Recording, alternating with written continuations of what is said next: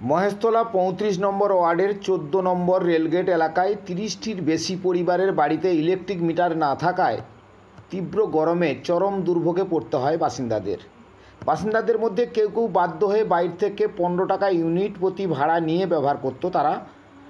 তারা ভাড়া না দিতে পারলে বিদ্যুৎ বিচ্ছিন্ন করে দিত বলে জানান বাসিন্দারা।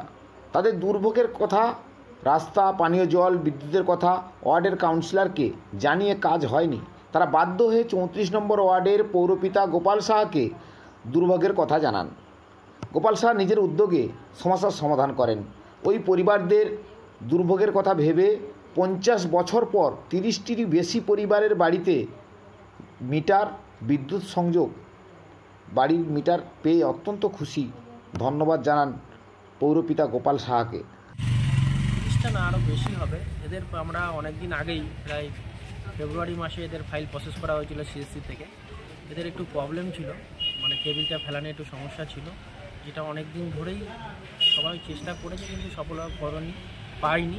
আমাদের সাংসদ সেই ব্যবস্থা করে দিয়েছে ফেব্রুয়ারি মাসে, এবং লাইনটা আজকে যথারীতি ওরা তাদের বাড়িতে লাইনটা ঢুকছে এবং তারা খুব খুশি। এই কাজ হয়নি, কারণ আপনারা জানেন আমাদের সাংসদ সেই সবই কাজ করে যেগুলো আগের যারা সাংসদ ছিল তারা কিন্তু কেউ করে যেতে পারেনি। আমাদের সাংসদ এবং বজবজ ট্যাঙ্ক রোড করেছে, তোরিয়াল ব্রিজ করেছে।